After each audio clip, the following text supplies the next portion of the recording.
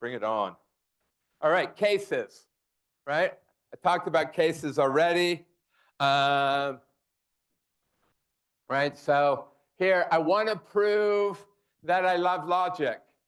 How do I prove it? Well, there are two cases. I say, case one, it's daytime. Do you love it in the day? All right? Do you love it in the night? That's two cases. Goal, I want to prove gamma. Right? Here I'm going to say my goal is to prove gamma, and I'm going to do it proof by cases. You can tell me right up front what the cases are, right? So now, case one, right? We assume alpha is true, and we prove gamma, right? In the other case, we assume beta is true, and we prove gamma, right? Everybody. So what can we conclude? Right? What about case three? Right? Do we need a case three? Well, in order to know that we don't need a case three, you need to know that the cases cover all the possibilities, right? So in order to get rid of this, we have to have the extra statement that either alpha is true or beta is true, right? Right? If I know one of them's true, and I handle the case where alpha is true, and I handle the case that beta is true, then we're good, right? Does that make sense? And a little nuance here that I think people have gotten confused. Up here I got an and here I got an or, right? Why is there an and there? Well, there's an and there because I have two cases. What are they? They're alpha and beta, right? And what do I need? I need that those cases cover all possibilities. So I need to know that in every universe, at least one of them is true, right?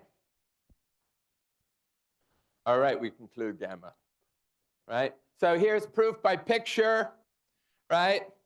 Here's the universes in which alpha is true, beta is true, right? So first, you'll note here, if alpha is true, then gamma is true, right? Here we got, if beta is true, then gamma is true. What do we got here? If I know alpha or beta is true, then I know gamma is true, right? All right. All right, so here I say, if I love logic, I've got my goals to prove I love it. My cases are going to be day and night. I know it's either day or night. So if it's, and I prove if it's day, then I love it. I prove it's night, I love it, right? Somehow I prove those. Yeah? Creative. Yeah, you have to, sometimes that's hard, right? And sometimes there could be different ways of splitting, right? Or suppose we're trying to find something. I could split the map this way or split the map this way, and they have different cases, right? And we say, well, the thing we're looking for is either here or here. So if it's here, you go and find them, and if it's there, I go. You can split it in different ways, right? It's not unique.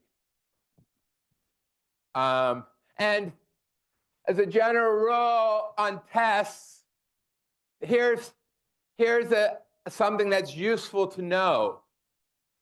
I try to make the test easy, right? When you see the result, the proof, the solution, you'll say, yes, that is easy. So if you're doing something really weird, it's probably wrong, right? Or it might also be true, but it's not what I was going for, right? So in your case of how do I choose the cases, I either think it's reasonably obvious to go for something obvious, or I will give you a hint.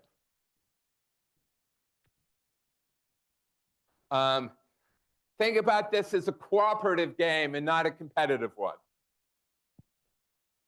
right? And so here, how did I get this line? It's proof by cases. I use the line 2, which is the or. I use the implies and implies lines 3 and 4, right? This takes 3 things, right? It's a rule just like any other. So here's my rule. Yeah? Yes. As many as you want. Yeah. Yeah. In fact, I think it's the next slide. All right. So here, you need 3 things. You need the or, you need the alpha implies, you need the beta implies, right? So here, remember deduction. How do you prove the implies, right? You do it by assuming and then proving, right? So really, we should merge these things together, right? So we can say case, by cases, we want to prove gamma. So we can say, we somehow we prove the or case 1, right? We assume alpha, and then we go and prove gamma, right? Case 2, we assume beta, we go and prove the gamma, right? So this just tightens it up a bit. In fact, what we often say is case alpha, right? And you can say assume or not, but as soon as you say case alpha, we all know that you're assuming that alpha is true, right? Here's what we got asked back there. We can have a lot of cases, right? So you have to do all the cases. You have to have enough cases that it covers your universes, right? Everybody good? So what are we doing here? Yeah, this is just saying case daytime, case nighttime, right? All right, here's the American dream. We're all living it, right? So we want to prove that everybody is rich. Why? Well, case 1, you're in America, and in case 1, you're rich. Case 2, you live in Europe, and so everyone is rich, right? Can you conclude that everybody is rich? Why not? It's because there are other countries, right? Right? It's not the case that in America or Europe, right? There are other countries. In fact, and it's also not true because there are poor people in America, right? Anyway, that's just an example of proving. Everybody good about cases? All right, now let's talk about another thing called the contradiction. Remember that? A contradiction is something that's false in every universe, all right?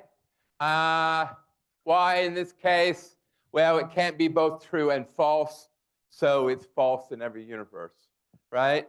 And a very common way of proof, how many people have heard of proof by contradiction? How many people think that it's a good and viable method of proving things? Well, let me tell you a secret. I've always hated it and thought it was dumb. All right? So if you're taking political science, you should know whether your your professor, right, is he a capitalist or is he a communist?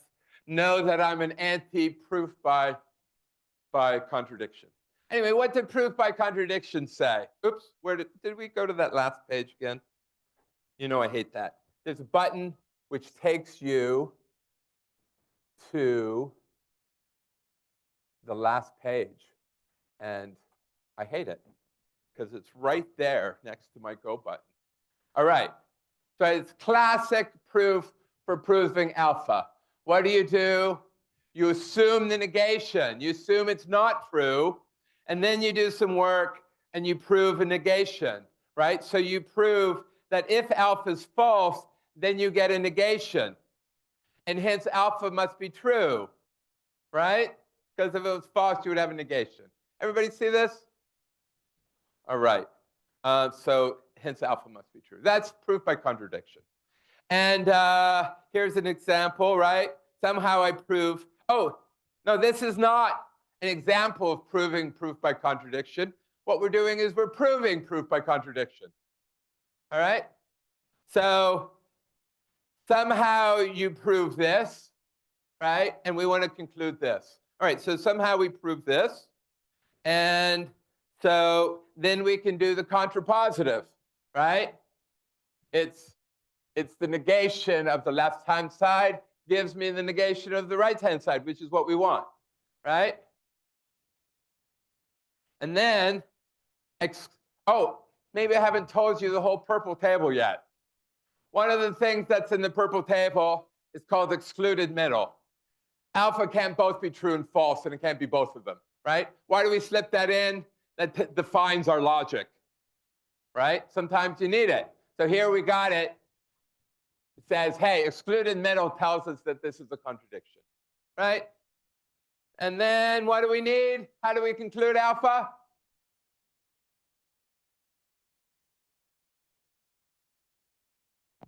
We got if this gives me that.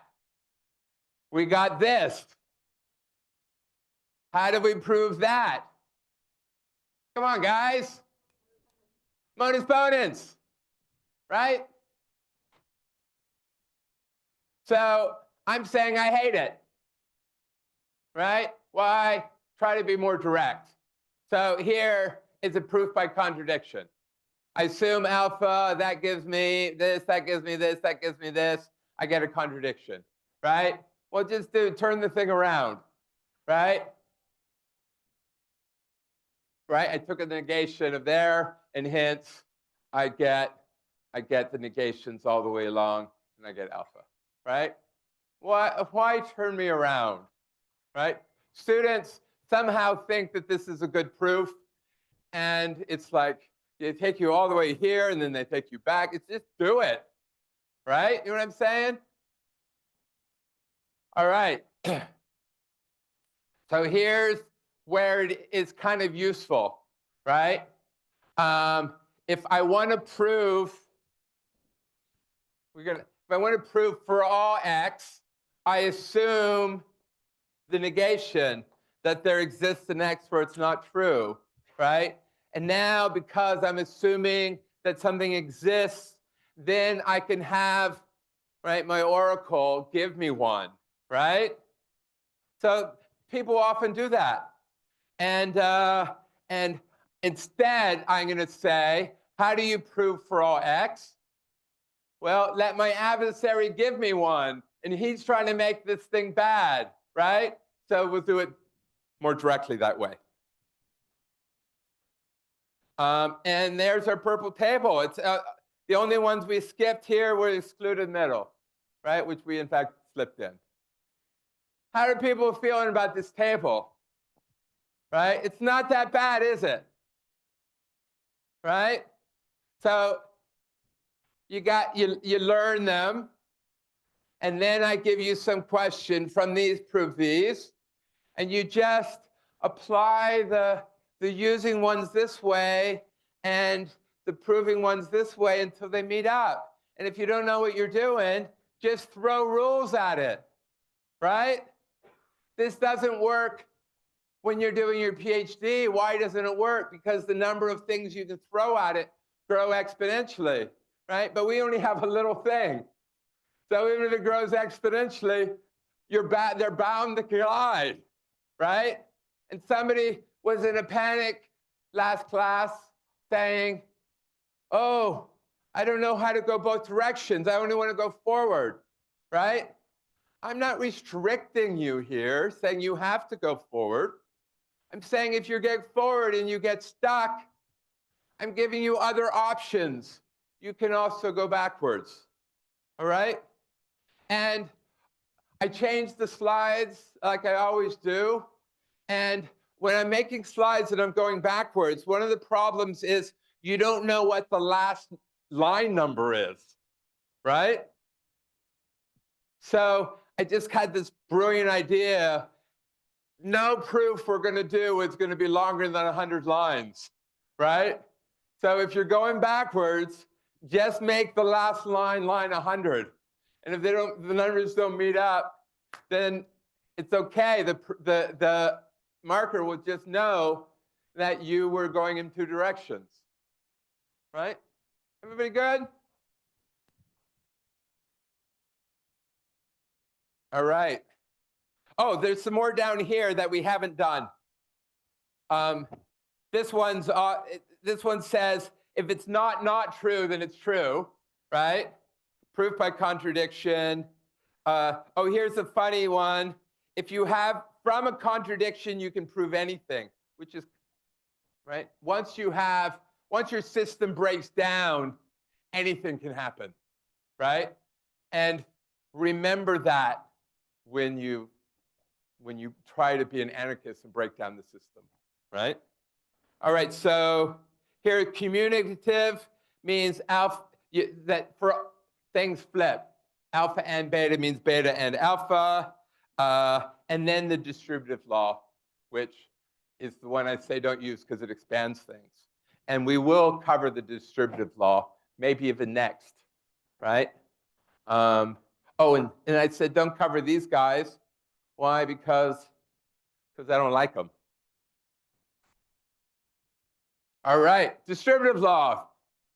All right? So tautology is a formula that evaluates true and under every setting of the variables. A proof, you can prove a tautology by setting every setting of the variables. All right, so here, you guys learned the distributive law, right? Everybody remember this? And I don't know why I have this stuff up here, right? Well, in this case, can we prove this by checking all possible settings of the variable? No, because these are real numbers. You can't try them all, right? But here, we're going to do proof by picture, right? The area of this is x times y plus z, right? Everybody see the area? And the area of that is x times y, and the area of this is x times z. And so we got the distributive law, right? Everybody good with that? See the proof? All right, here's another distributive law. Everybody like this one? Everybody good with this? Anybody not good with this?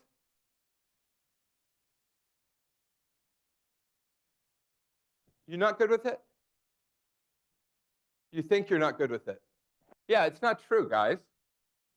This is not true. All right? There's an example where it's not true. All right? Don't think I put things on the screen that are wrong. All right? The reason you've never heard of that distributive, right? And that's the funny thing about high school is they probably taught you the true one, but they didn't teach you the false one, right? In some ways, the false one's just as interesting, right? All right, so now we're going to, right? The truth is, in logic, both are true, right? So here, what do we have? We have an or on the inside and an and on the outside. So you distribute the or, right? So the P or goes to the Q. P or goes to the Q.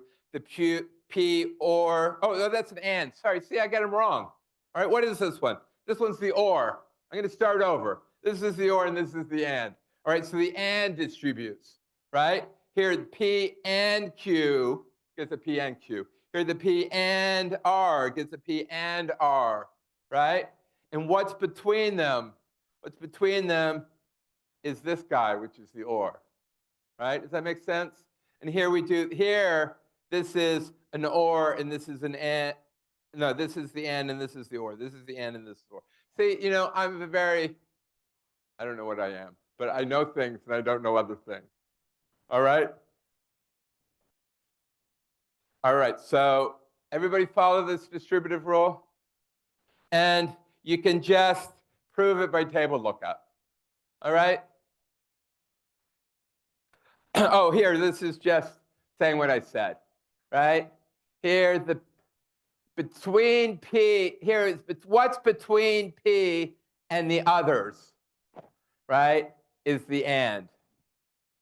Here, P is between P and the, here and is between P and the others. Here and is between P and the others, right? And what's between Q and R, right? What's between Q and R is the or, right? Everybody see that? And I think it was during COVID, I made him write this, right? So this is the same as the table, except using Venn diagrams, right? All right, here I think is something that's fun, right? One of the fun things, the logic is saying, what needs to be true in our universe, right? You might say, you might all agree that 3 times 4 is 12, right? But does it need to be 12? Could we live in a universe in which it's not 12, right? So what do we want to start with? We want to start with the fact that we have a number 1, and we don't even know what 1 means. It's just an object, right? And we have an operation plus and times, and we don't know what they mean, right? 1 could be a banana, right? And plus could be getting married, right? So what are we going to keep? I'm going to start by saying, I want 1 times 1 to be 1. I want the distributive law, and I want associative law, right? Associative law means it doesn't matter where you put the brackets, right? Which is also true for and, or, and I might not have put that in the purple table, right? Associative table. Everybody got these? We want these, all right? So here, let's try to guess. If you live in a universe where these 3 things are true, is it true that 3 times 4 is 12? Right? Why should it be true? Right? There was a king, or maybe it was a pope, who said, let's make pi be 3.4. In fact, did you know it's in the Bible that pi is 3.14? That somewhere in their Bible they said King Solomon has a fountain, and it tells you that it's a circle, and they tell you the radius, and they tell you the circumference. And if you do the math, pi is 3.14. So we could just change this, right? Well, I'm going to define 2 to be 1 plus 1. I'm going to define 3 to be 1 plus 1 plus 1, right? These are just names to simplify things, right? And now, can I define 2 plus 3, right? Well, 2 plus 3, well, we have the definition of 2. We have the definition of 3. And we know we can move the brackets around, right? So we get the definition of 5, right? It's just like I got 2 apples and I got 3 apples. Dude, you got 5 apples in any reality I know, right? Everybody go to that? Yeah.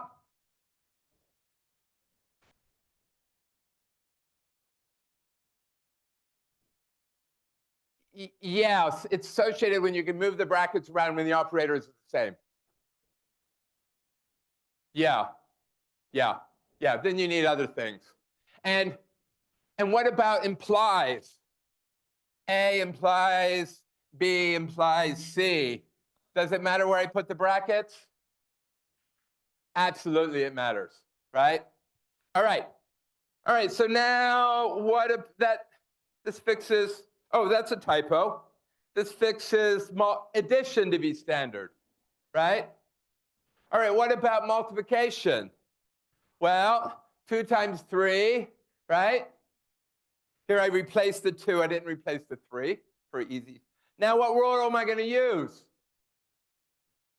The distributive law, right? And then I can distribute again. And I distribute, and what do I get? I get 6, right? You can check what I'm doing is fair, but it all comes out. And it really boils down to to this, right? It's the same proof of the distributive law, right? And that's where I got the typo. All right. Here's another use of the distributive law, right? So suppose I have n variables, and I know each one is true or false. So how many assignments are there? True, false, true, false, true, false. Two possibilities, two possibilities. Yeah. 2 to the n, right? 2 to the n. So here's a statement where I list all 2 to the n things, right? Here I've listed, right? In this case, there are going to be 8 of them, right? Alpha is true, beta is true, and gamma is true. And I list all 8 of them. Is that true? Right? It's true. And if it's true, then we should be able to prove it. Why? Because I tell you right now, our proof system is what we call complete. You can prove everything that's true. Now, I say that because we're only doing ands or nots. As soon as we get frols, our proof system won't be complete anymore. There'll be things that are true that you can't prove. How do we prove this statement? Well, excluded middle, remember that we didn't really do it, but it says that alpha is either true or false. That's in the purple table, right? And so then we can build up this and of ors, right? So here, what are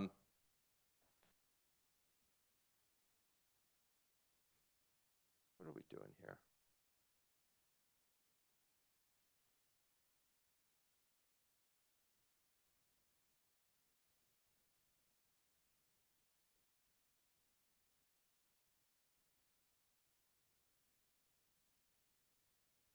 I did this one late night.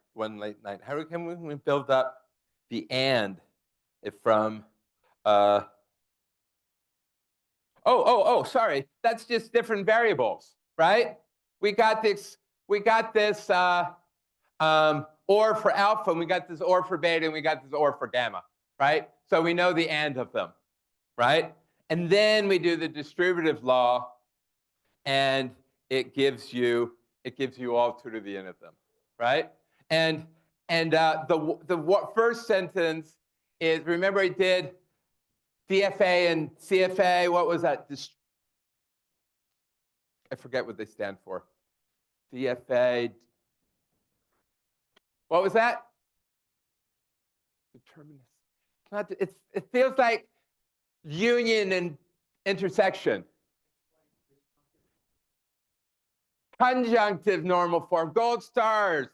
Are we running out of time? People are getting restless. 1 minute. All right. And I think, right, this is just saying again, let's not do the distributive law. And all right, people are saying 1 minute's good enough to leave.